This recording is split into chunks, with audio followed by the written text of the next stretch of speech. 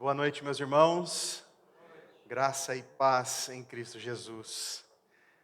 Mais uma vez, é uma imensa alegria essa oportunidade de podermos partilhar da palavra do Senhor. E que responsabilidade no dia de hoje. Tudo aquilo que nós já estudamos nessa caminhada até aqui, de domingo passado, relembrando os últimos passos ali das últimas horas de Jesus. Confesso que ontem, estudando em casa e terminando de estudar aqui, não há como não se emocionar. Jesus morto na cruz é o nosso Senhor. É o nosso Senhor. Peço que os irmãos estejam abrindo suas Bíblias em Mateus, no capítulo 27, do verso 45 ao verso 56. Minha versão é a Nova Almeida atualizada, talvez esteja um pouco diferente da de vocês, mas vamos juntos. A partir do meio-dia, houve trevas sobre toda a terra até às 3 horas da tarde. Por volta de 3 horas da tarde, Jesus clamou em alta voz, dizendo: Eli, Eli, lema sabachthani. Isso quer dizer: Deus meu, por que me desamparaste? Alguns dos que estavam ali ouvindo isso diziam: ele chama por Elias. E logo um deles correu a buscar uma esponja e, tendo-a embebido em vinagre e colocado na ponta de um caniço, deu-lhe de beber. Os outros, porém, diziam: espere, vejamos se Elias vem buscá-lo. E Jesus, clamando outra vez, em alta voz, entregou o Espírito. Eis que o véu do santuário se rasgou em 2 partes, de alto a baixo. A terra tremeu, e as rochas se partiram, os túmulos se abriram, e muitos corpos de santos, já falecidos, ressuscitaram. E saindo dos túmulos, depois da ressurreição de Jesus, entraram na cidade santa, e apareceram a muitos. O centurião e os que com ele guardavam Jesus, vendo o terremoto e tudo o que passava, ficaram possuídos de grande temor e disseram: verdadeiramente, este era o Filho de Deus. Estavam ali muitas mulheres observando de longe. Eram as que vinham seguindo Jesus desde a Galileia para o servir. Entre elas estavam Maria Madalena, Maria, mãe de Tiago e de José, e a mulher de Zebedeu. Vamos orar. Pai eterno, essa é a expressão da Tua palavra. Faça morada em nossos corações a exposição daquilo que o Senhor tem tratado em nossos corações. Seja para a Tua honra e para a Tua glória, ó Deus. Amém, Senhor. Na versão Almeida Revista e Atualizada, que talvez você tenha aí, o verso 45 e o comecinho do 46, ele vai dizer: desde a hora sexta até a hora nona, houve trevas sobre toda a terra por volta da hora nona e assim por diante. Lembrando que o dia, dentro da cultura judaica, dentro de tudo aquilo que eles ali passavam, começava às 6 horas da manhã. Portanto, a hora sexta, depois das 6 da manhã, meio-dia, hora nona, 3 horas da tarde. Apenas para constarmos aí. Já passamos por uma caminhada nessa que foi essa última semana que precede a morte de Jesus. Na semana passada nós vimos a ceia do Senhor, a importância de termos clareza da transição, do que representa a Páscoa judaica para o que Jesus nos ensina através desse memorial, que Ele propõe e institui até que Ele volte. Seu corpo simbolizado no pão e o seu sangue simbolizado no fruto da vide.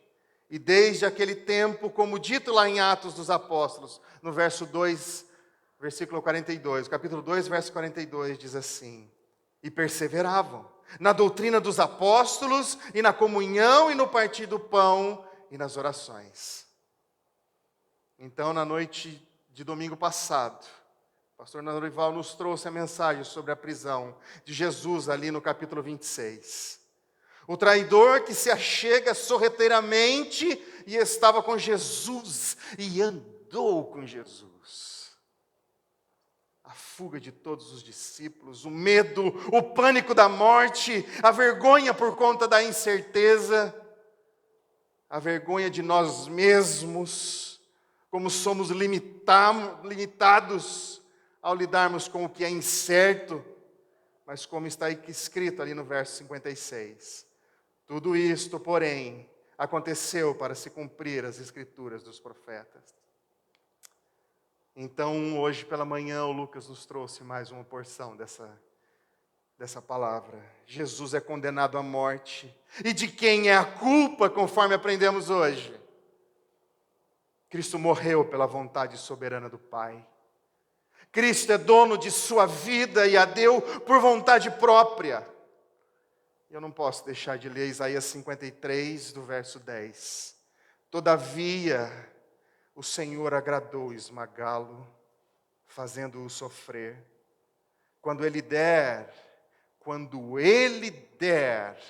a sua alma como oferta pelo pecado, verá a sua posteridade, prolongará os seus dias, e a vontade do Senhor prosperará nas suas mãos.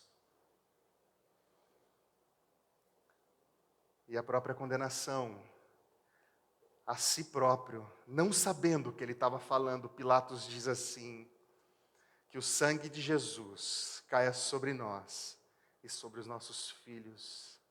E que condenação foi essa? Então chegamos no texto de hoje. Jesus já tinha passado por todo o sofrimento daquela via sacra, até chegar ao Gólgota. E lá, já pendurado no madeiro, ele já tinha falado com os ladrões. E acontece a hora nona, onde ele já não suportava mais. E na hora sexta, uma escuridão.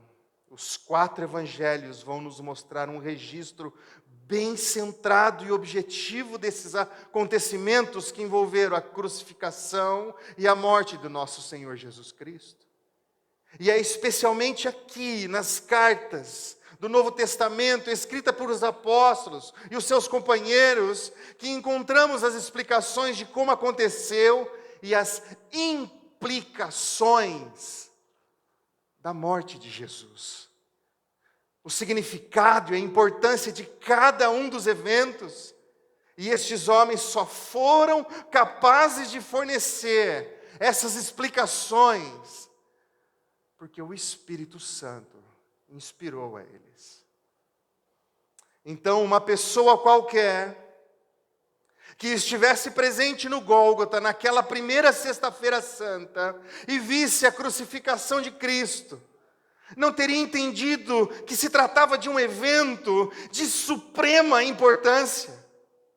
Mas vamos dar um grau de importância e relevância adequado.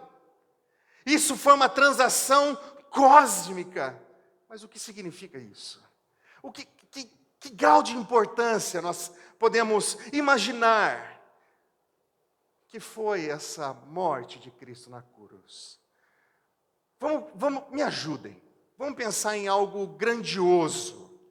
Algo que aconteceu na história da humanidade, que mudou o curso da nossa vida, das nossas coisas.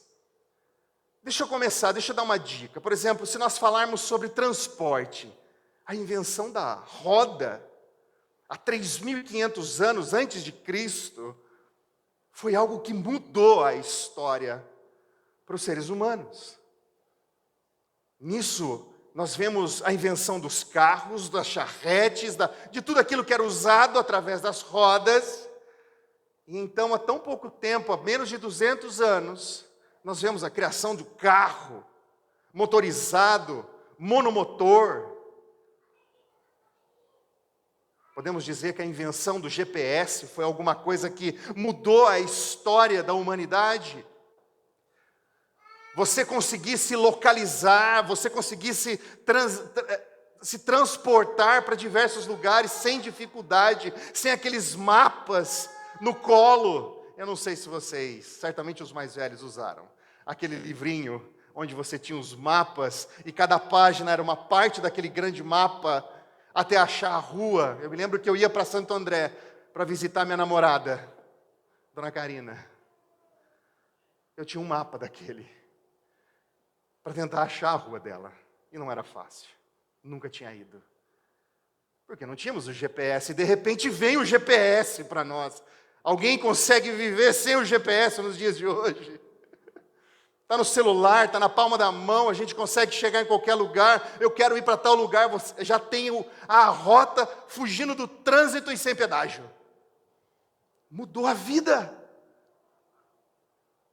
Vamos falar um pouquinho do que aquilo que mudou a vida do homem em relação à energia, em relação à comunicação, em relação à luz. Olha o celular. Nós estamos no meio dessa transição daquilo que era analógico para totalmente digital. Vamos falar sobre saúde, as vacinas, doenças cada vez piores, e eu diria que se uma gripezinha dos dias de hoje estivesse alguém lá do passado, da época de Cristo, pegasse essa gripezinha, não passaria de 2 dias. Pelas mutações. Mas Deus deu sabedoria ao homem para que as vacinas fossem criadas, anticorpos. Vamos aumentar o grau da importância de eventos grandiosos que mudaram a história. Vamos pensar lá no século X, as cruzadas. A tentativa do povo cristão em busca de retomar a Terra Santa, que estava totalmente dominada pelos árabes. Foram mais de 10 grandes guerras e cruzadas que aconteceram ali. Mudou a história da Europa. A Reforma Protestante.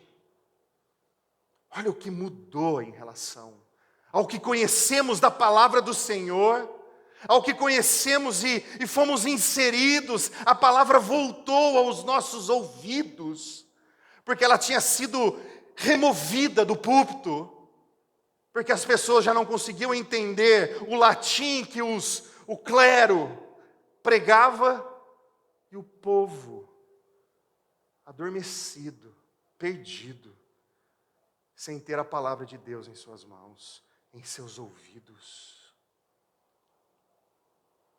As 2 grandes guerras mundiais, quantas vidas foram ceifadas. O Holocausto e as dezenas de milhões de mortos por uma ideologia diabólica.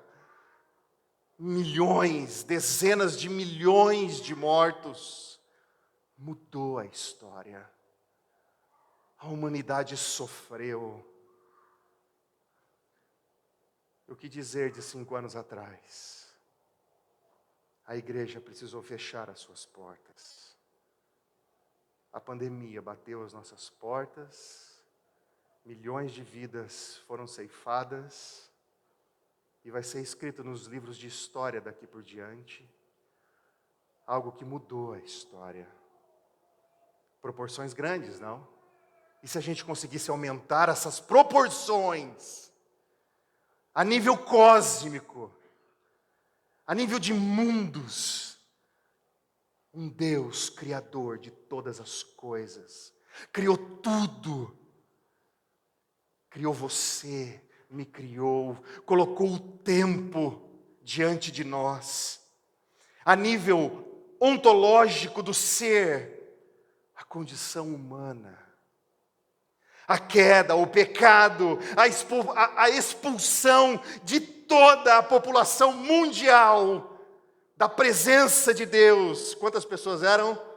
duas, Adão e Eva. Expulsou. Por conta do pecado.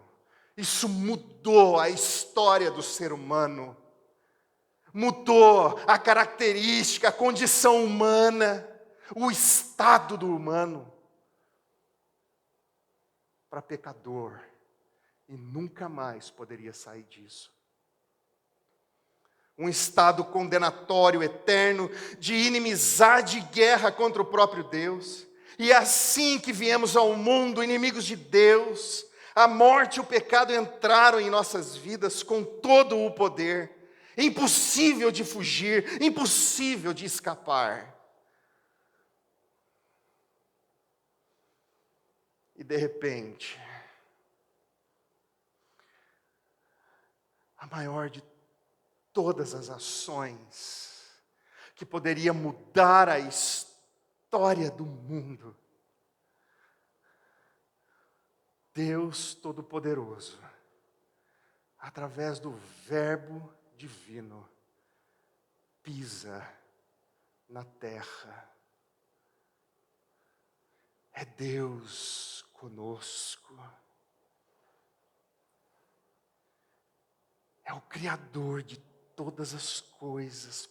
Para Ele, por Ele, foram feitas todas as coisas. Lutero diz que no seu balbuciar como um bebê, Ele controla o universo, as estrelas, as constelações, o bater do seu coração, a frequência cardíaca do seu coração, no balbuciar de um bebê. É o poder supremo em um pequeno ser. É Deus conosco. Existe algo na história que você consegue imaginar que seja mais poderoso do que o próprio Deus estar no meio de nós. Não com trovoadas e relâmpagos e terremotos, como ele se apresentou lá no Êxodo, mas como o ser igual. Mesma pele, mesmo sangue. Ele estava no meio de nós. Então, se uma pessoa qualquer que estivesse presente lá no Gólgota, naquela primeira sexta-feira santa, e visse a crucificação de Cristo, alheio a essa esfera de poder e glória, não teria entendido que se tratava de um evento de suprema importância, uma transação cósmica que abalou a condição humana, pois sabemos que o sangue de bodes, de cordeiros, não podia remir os pecados, e sim apenas cobrir, mas o sangue de Cristo, desse que estava na cruz, podia mudar a condição humana, porque Ele era o próprio Deus. E esse homem na cruz estava se oferecendo como sacrifício perfeito e definitivo, uma propiciação para aplacar a ira de Deus, uma expiação pelos pecados de seu povo. Os ensinamentos dos apóstolos eram e são necessários à compreensão dessas verdades. Olha o que estudamos pela manhã com o pastor Paulo. Um estudo profundo sobre o que Jesus, o que o Espírito faz em nossas vidas. Ele nos dá vida. Ele nos regenera. Mortos em espírito, somos trazidos à vida espiritualmente. Por obra desse Deus que estava lá na cruz e nos deu essa possibilidade. Mas aqui Mateus fornece alguns detalhes muito interessantes sobre aquele dia, os quais estão ausentes nos outros evangelhos sinóticos, e oferecem, no mínimo, alguns indícios do significado da morte de Jesus. Esses acontecimentos impressionaram profundamente um grande número de pessoas naquela época. as quais têm muito a nos ensinar nessa nossa literatura dos registros dos últimos 20 séculos.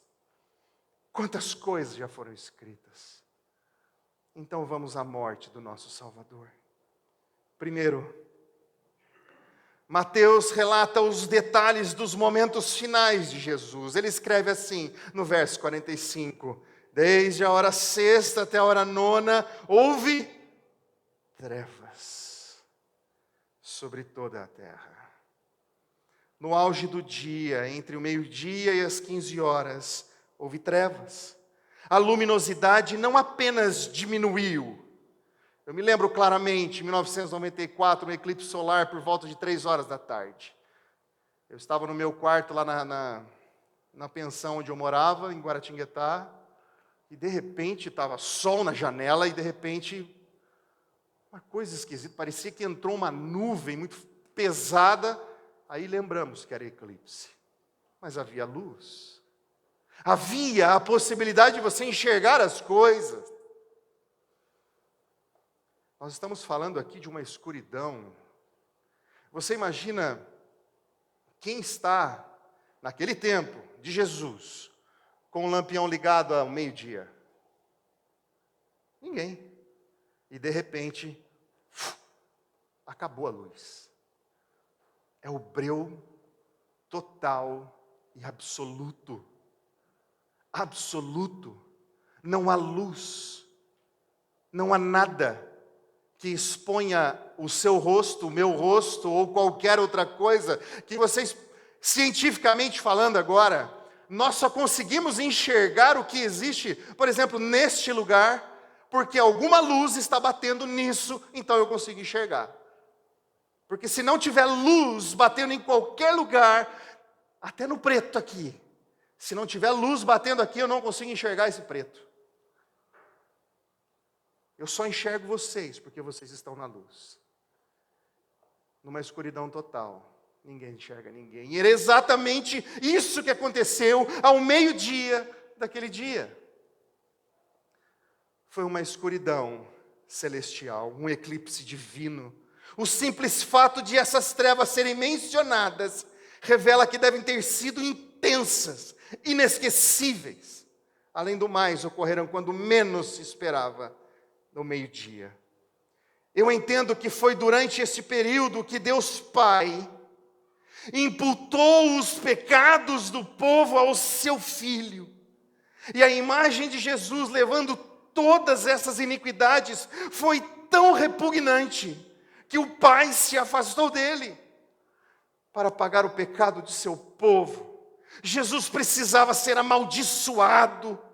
E ser amaldiçoado significava ser enviado para as trevas, e não um lugar nas trevas, mas estar no meio de um breu absoluto. Para fora do arraial, para fora da cidade santa. As trevas foram um sinal do juízo divino sobre o pecado que Jesus estava carregando.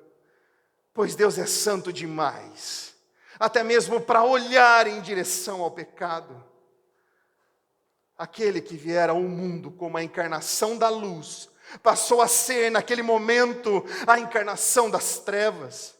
É interessante como em Amós, que já estudamos ali com o presbítero Lucas, lá no capítulo 5, verso 18 a 20, ele diz assim: ai dos que desejam o dia do Senhor. Para que vocês desejam o dia do Senhor? Será um dia de trevas e não de luz. Verso 20, o dia do Senhor será um dia de trevas e não de luz.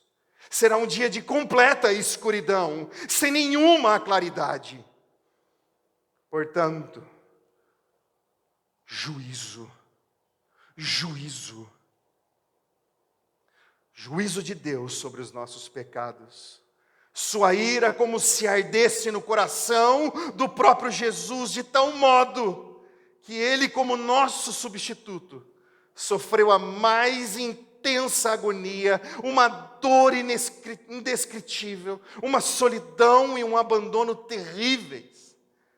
Naquele dia, o inferno veio ao Calvário e o Salvador a ele desceu e sofreu seus horrores em nosso lugar, por nós.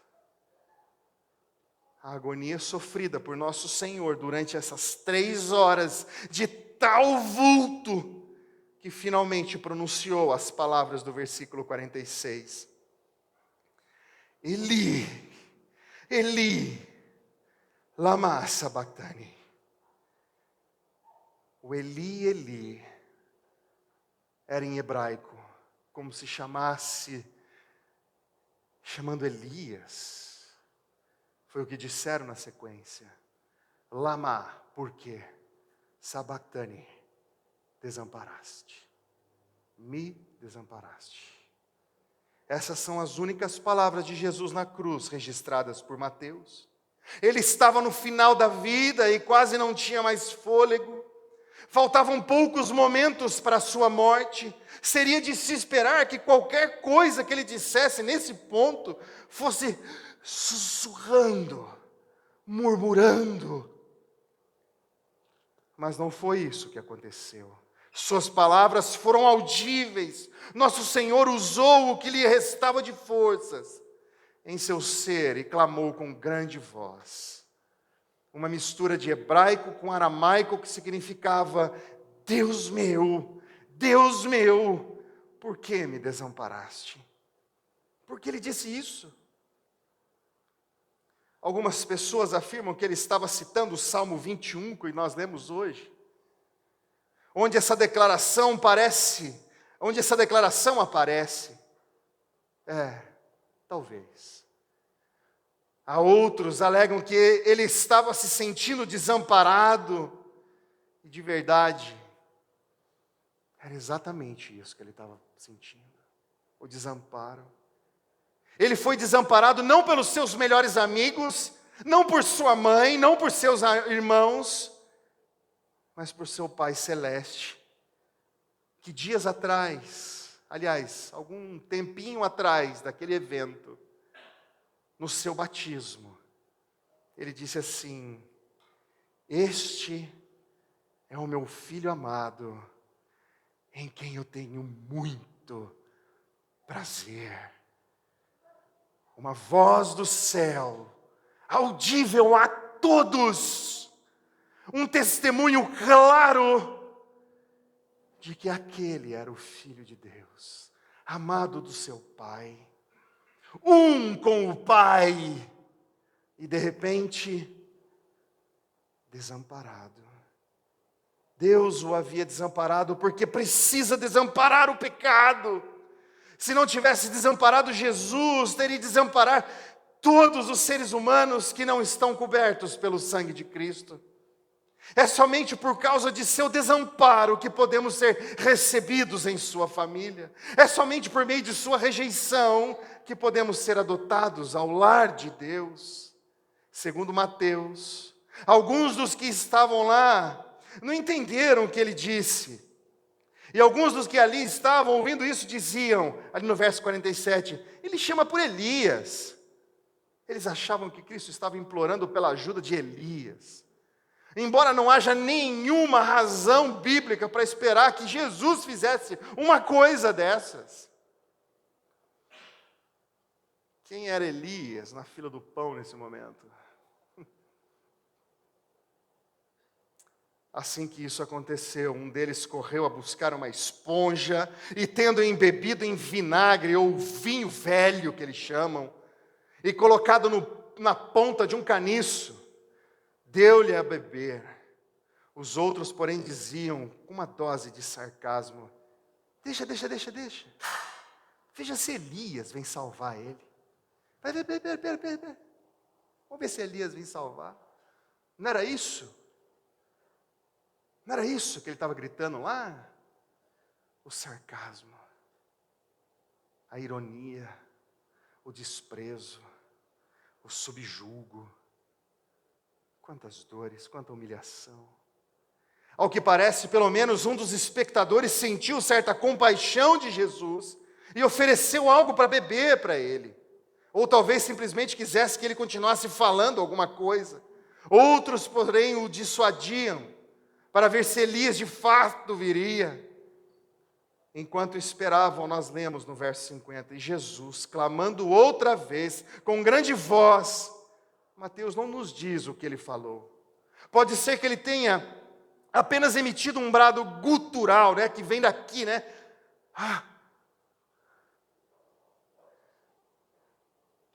Já Lucas relata que Jesus clamou as seguintes palavras no capítulo 23 de Lucas, no verso 46. Ele vai dizer assim: Pai, nas tuas mãos entrego o meu espírito, logo antes de morrer. E segundo João, ele disse: está consumado, no momento da sua morte. Mateus escreve simplesmente que Jesus entregou o seu espírito. Meus irmãos, não há erros aqui. Há pontos de vista, e ao Espírito trabalhando na vida de cada um desses homens que escreveram essa porção da palavra. Não há erros aqui.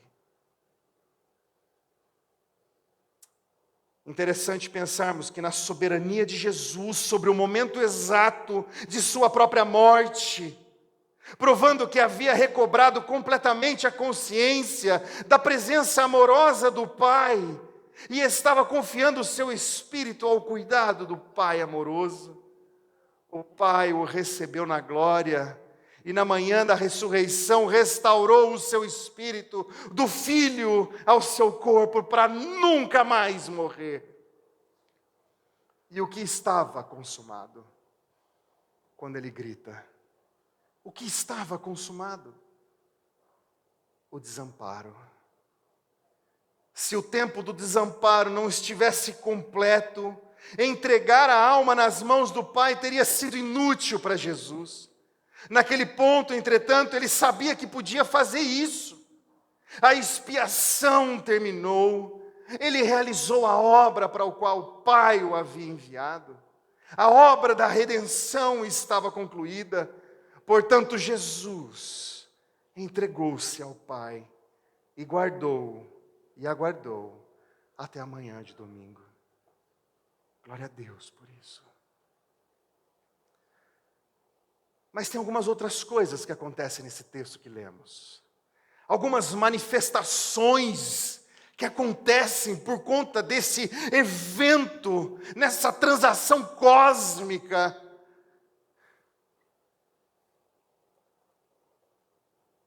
Verso 51, eis que o véu do santuário se rasgou em duas partes, de alto a baixo.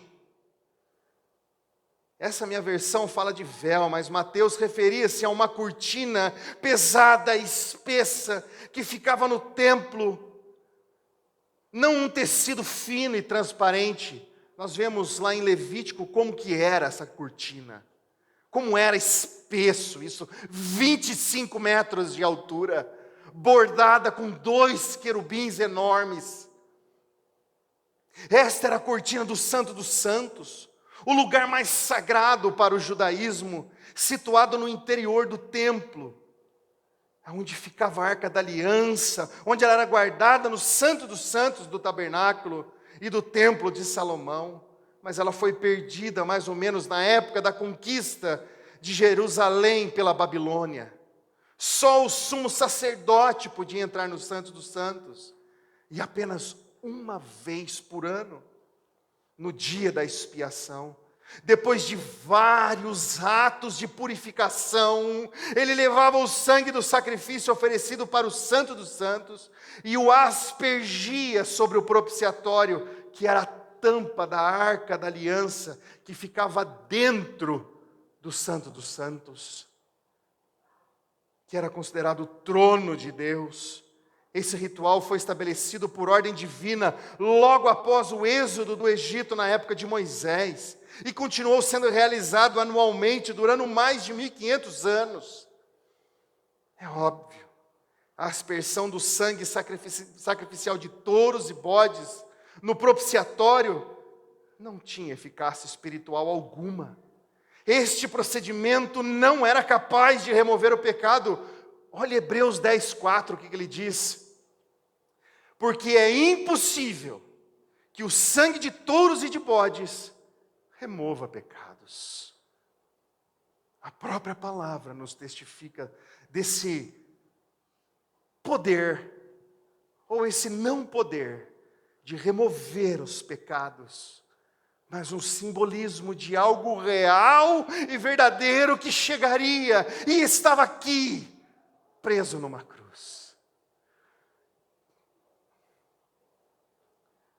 O ritual tinha apenas o intuito de prefigurar a vinda daquele que ofereceria a si mesmo como sacrifício perfeito e divino, dando ao seu povo acesso à presença de Deus. Quando o pecado entrou na criação pela primeira vez no Jardim do Éden, Deus baniu a raça humana da comunhão com Ele e colocou um anjo com uma espada flamejante na entrada do jardim, para que as criaturas caídas não voltassem àquele lugar de perfeição e de presença de Deus. A gente vê isso em Gênesis 3. Assim, com o pecado, veio também a barreira que bloqueou o acesso direto do homem à presença de Deus. Fomos separados, fomos desligados. Fomos removidos da presença de Deus, porque o pecado entrou em nossas vidas.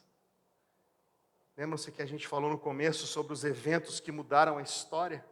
Essa barreira era simbolizada pela cortina pesada que encerrava a sala do trono do Santo Deus. Por fim, após 1500 anos de sacrifícios simbólicos, aquilo que estava sendo simbolizado aconteceu literalmente na cruz, quando o Cordeiro de Deus foi oferecido de uma vez por todas, como expiação pelos pecados do povo. Imediatamente após a sua morte, Deus fez com que a cortina de 25 metros de altura, cuja função era separar o povo da sua presença, fosse rasgada de cima a embaixo. Ninguém poderia subir lá tão rápido e rasgar daquele jeito. É uma obra divina que acontece naquele instante. Esta foi uma declaração simbólica de que a barreira havia sido removida. Em Hebreus 10, de 19 a 20, vai dizer assim: portanto, meus irmãos, tendo ousadia para entrar no santuário pelo sangue de Jesus, pelo novo e vivo caminho que Ele nos abriu por meio do véu, isto é, pela sua carne. Agora nós temos acesso ao Pai. Nós voltamos. Mateus acrescenta: tremeu a terra, fenderam-se as rochas, assim como houve trevas na terra enquanto Jesus estava pendurado na cruz. Outro fenômeno natural aconteceu no momento de sua morte.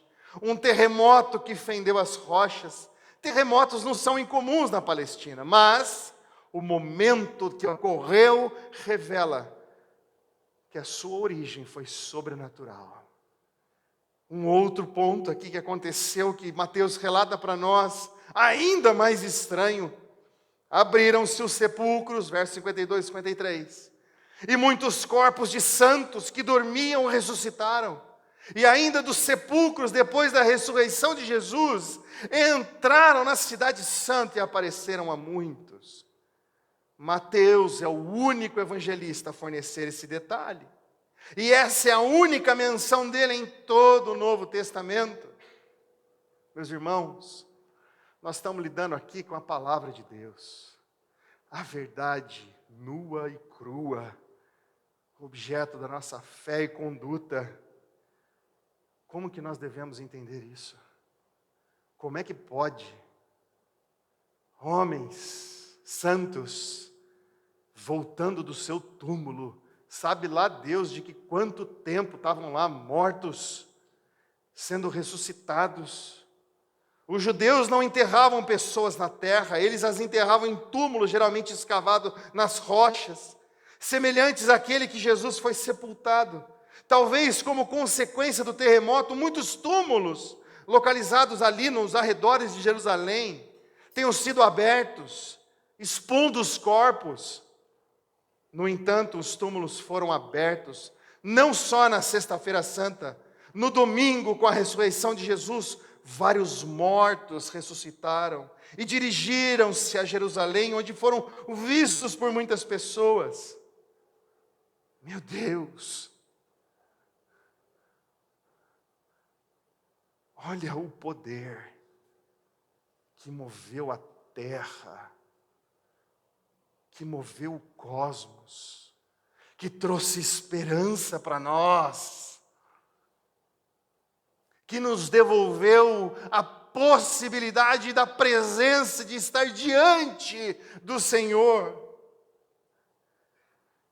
Meus irmãos, nós não sabemos se essa ressurreição foi como a de Jesus, ou como aquela que vivenciaremos na ressurreição final, o qual receberemos um corpo glorificado, ou se foi mais parecida com a ressurreição de Lázaro, a qual recebeu uma prolongação da sua vida nesse planeta, e mais tarde morreu de novo, para aguardar a ressurreição final.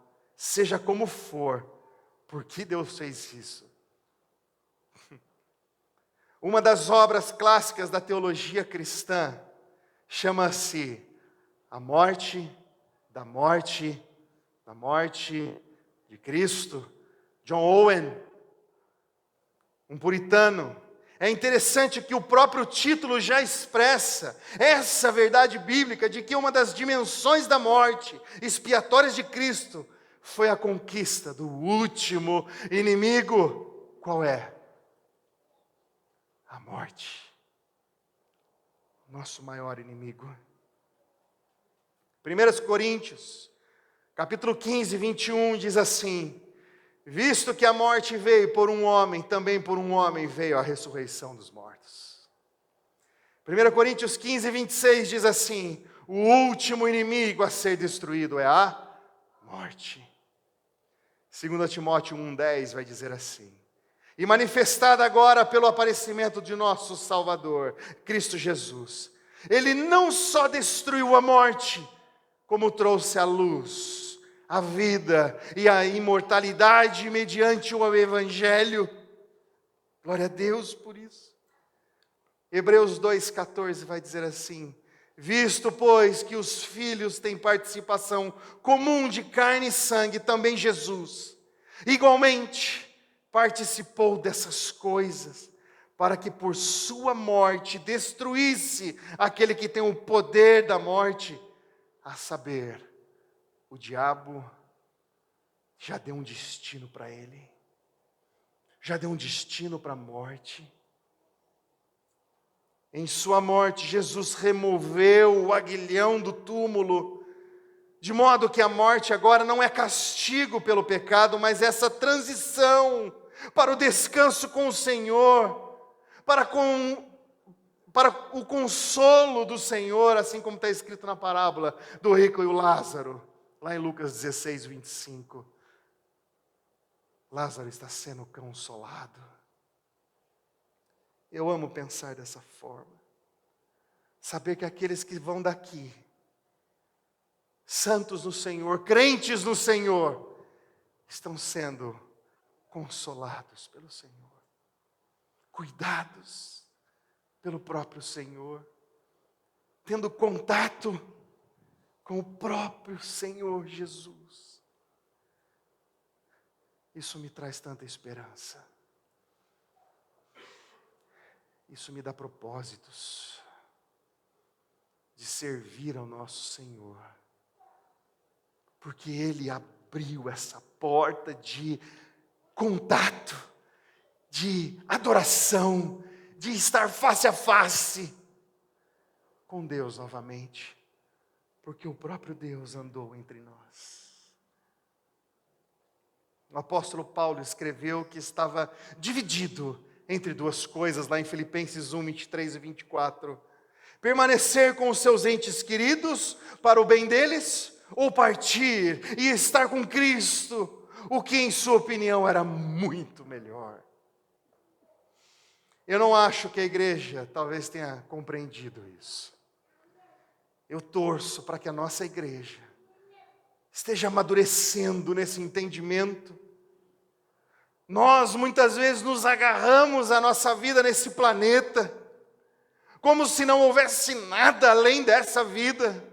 No entanto, a mensagem do Evangelho é que Jesus ressuscitou e venceu esse inimigo, e graças a isso a morte é uma mera transição.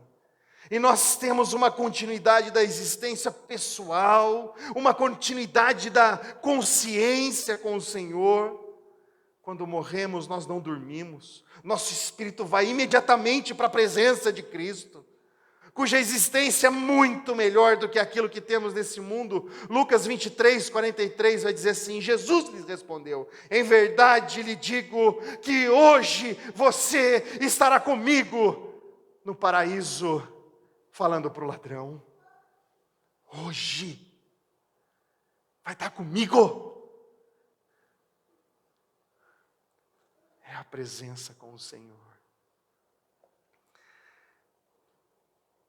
Resumindo, meus irmãos, o que realmente significa todos esses sinais maravilhosos que aconteceram, estranhos, diferentes, algo incomum, o que isso significa de verdade para nós? Para os filhos de Deus, livre acesso ao trono de Deus e ao seu santuário celestial por intermédio da morte de Jesus. A herança de um universo maravilhosamente rejuvenescido e uma gloriosa ressurreição para uma vida que jamais será acompanhada pela morte. E assim todos esses sinais enfatizam a majestade da pessoa que deu sua vida em resgate de muitos. Particularmente, meus irmãos, esses sinais enfatizam rica e profundamente o que é a morte de Cristo. É a presença novamente diante do Senhor. Esses episódios não passaram despercebidos, e Mateus relata: o centurião, verso 54, e os que com ele aguardavam a Jesus, vendo o terremoto e tudo o que se passava, ficaram possuídos de grande temor e disseram: o que ele disse? Verdadeiramente, este era o Filho de Deus. O centurião e os soldados romanos que crucificaram Jesus perceberam o que aconteceu. Eles o haviam ridicularizado em sua condenação e depois continuaram com a execução e a bagunça. Aquilo tudo estava sendo apenas mais uma pena de morte para eles. Até o momento em que Jesus morreu. Quando a cortina se rasgou, a terra tremeu, as sepulturas foram abertas, o centurião e os seus homens foram tomados de pavor.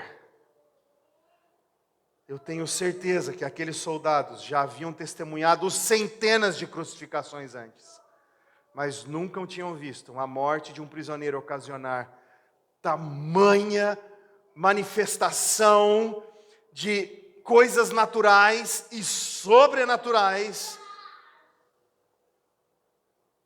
diante deles. E aquelas coisas os fizeram declarar: verdadeiramente, este era o Filho de Deus. Jesus foi rejeitado pelo seu próprio povo, mas um pagão romano observou a forma como ele morreu e fez uma profissão de fé sobre a personalidade e a natureza do crucificado. Mateus observa também que um bom número de pessoas reparou as manifestações. Estavam ali muitas mulheres, observando de longe. Eram as que vinham seguindo a Jesus desde a Galileia, para o servirem. Entre elas estavam Maria Madalena, Maria, mãe de Tiago e de José, e a mulher de Zebedeu, conforme Mateus diz. Mas se nós olharmos para Lucas, nós olharmos para João, a mãe de Jesus também estava. Eram 4 mulheres. E essas mulheres estavam presentes na crucificação e viram tudo o que aconteceu. Evidências de testemunho da morte de Cristo.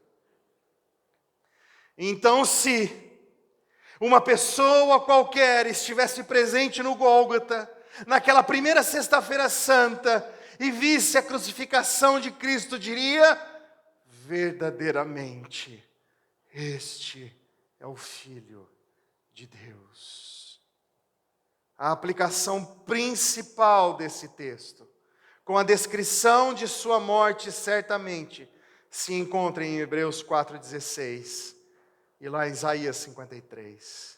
Primeiros em Hebreus 4,16, que diz assim: portanto, aproximemo-nos do trono da graça com confiança, a fim de recebermos misericórdia e encontrarmos graça para ajuda em momento oportuno.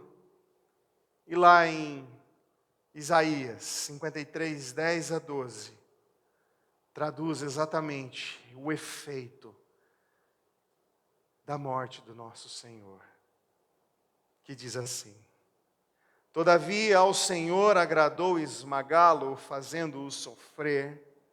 Quando ele der a sua alma como oferta pelo pecado, verá a sua posteridade e prolongará os seus dias, e a vontade do Senhor prosperará nas suas mãos. Ele verá o fruto do trabalho de sua alma e ficará satisfeito. O meu servo, o justo, com o seu conhecimento justificará a muitos, porque as iniquidades deles levará sobre si. Por isso eu lhe darei a sua parte com os grandes e com os poderosos, ele repartirá o despojo, pois derramou a sua alma na morte e foi contado com os transgressores. Contudo, levou sobre si o pecado de muitos e pelos transgressores intercedeu. É isso que a morte de Cristo representa para nós. Vida longa ao Rei. No próximo episódio, no próximo domingo, veremos o triunfo perfeito através do plano perfeito que ocorreu 3 dias após a sua morte. E o que foi? A ressurreição de Cristo. A ressurreição do nosso Senhor.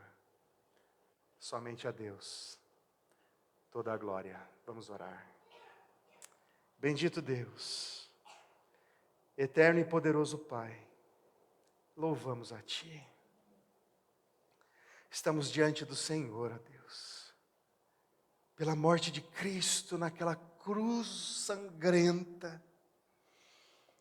O Senhor nos deu a possibilidade de, ao crermos nessa morte vicária, neste feito milagroso, miraculoso, algo que jamais poderíamos fazer em qualquer boa obra, ó Deus, nós poderíamos fazer.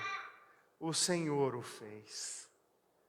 O Senhor trouxe vida a quem não merecia e a quem estava morto, nos regenerou e pela Tua graça fomos levados ao Seu trono de graça em Cristo Jesus.